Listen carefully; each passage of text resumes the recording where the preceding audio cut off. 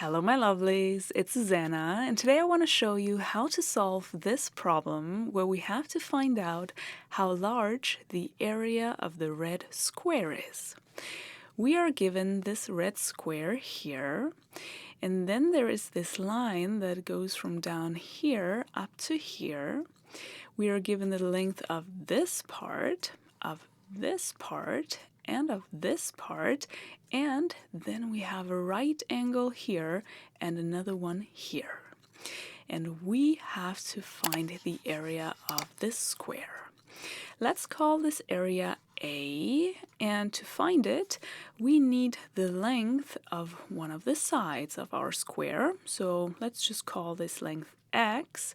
Then the other side is of length x as well, and for our area we take x times x, so which gives us x squared. This is what we need to find. What do we know about our x? Well, not a whole lot yet, but we have these right triangles here and up here, and we kind of created another triangle here. So if we go down here and also draw this line here, then we created another right triangle, this big one here that has this orange line as one of the sides.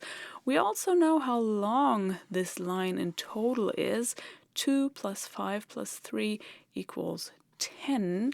This side here is of length x.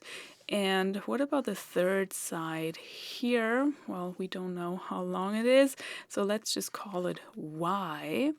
But it's a right triangle and x is in here, so it would be great if we could use the Pythagorean Theorem to find out x, but right now there is still y in here. So first of all, we have to find something out about our y, and then in the end, hopefully, find our x then in this big triangle.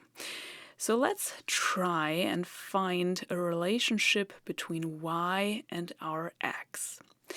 We have several triangles in here. So down here we have the small right triangle.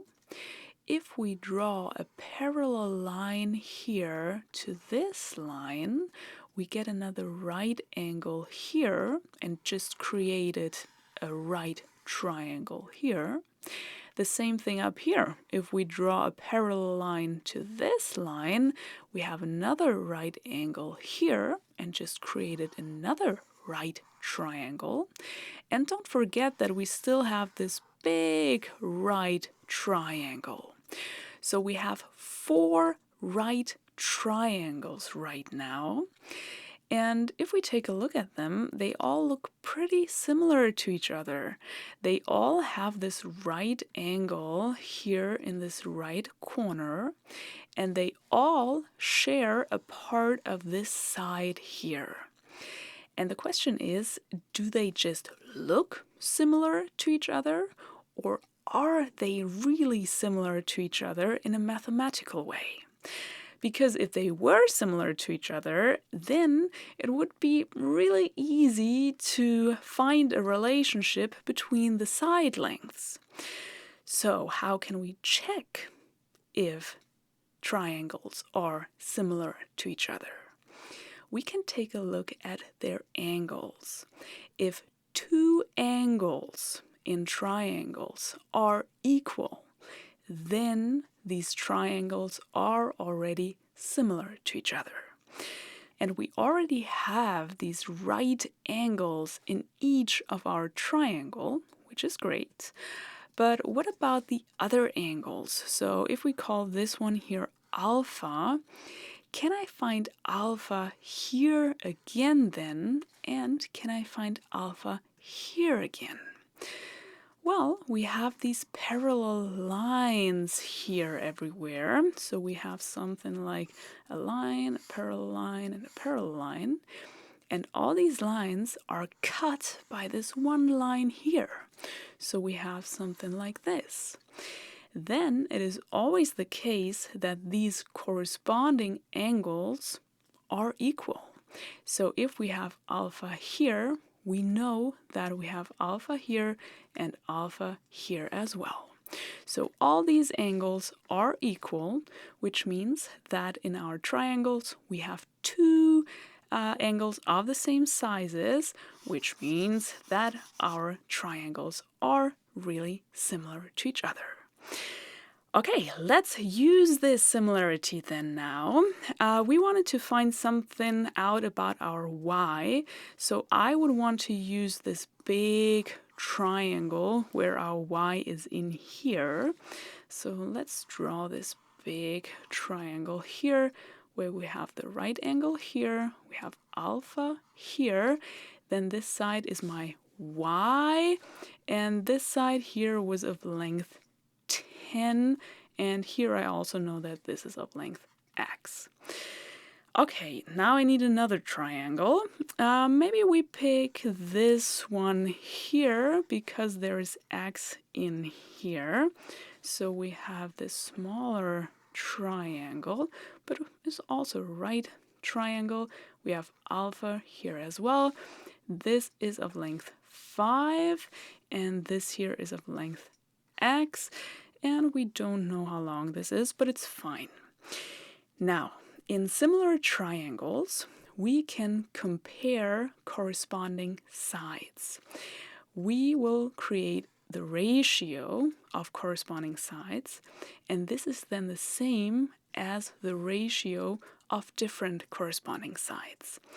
So if we pick this side here, for example, from the angle alpha to the angle to the right angle, this is my y, and the corresponding side in the other triangle would be from my angle alpha to my right angle, so this is the side x. I just divide it by this.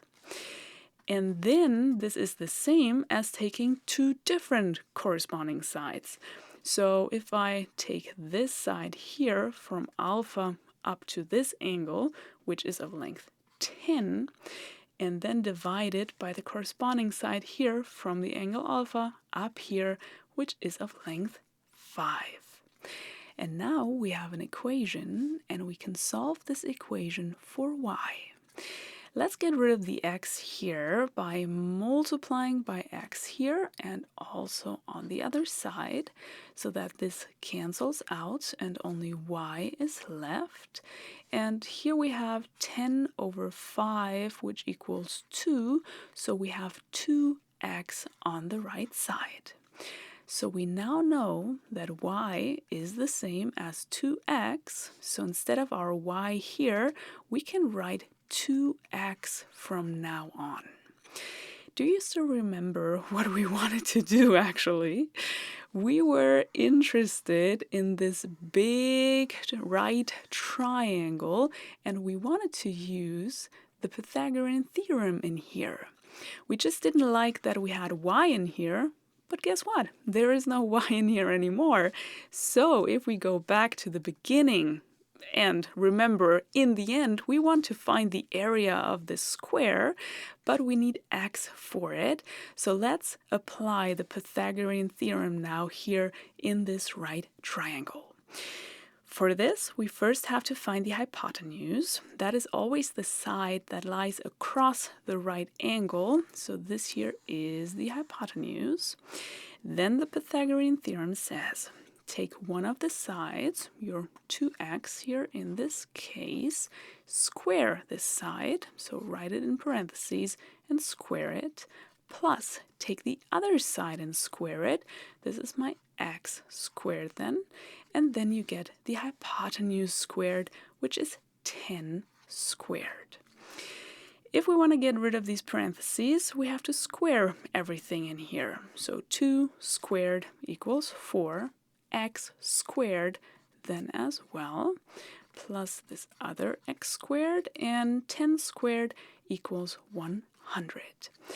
4x squared plus 1x squared equals 5 of these x squared, and on the other side we have the 100. To solve for x squared, we have to get rid of the 5, so let's divide both sides of the equation by 5. so that this cancels out. Only x squared is left, and 100 over 5 equals 20. We could solve this equation for x now, but the question is this really necessary? Because look at what we need. We need x squared. We already know x squared, it's 20. So we can replace this here. We don't need to find x and then square it again. We can just use x squared immediately. So we just found our solution. If you liked my video, please give it a thumbs up. It helps me a lot. I wish you a wonderful day, and I hope to see you in one of my next videos. Take care!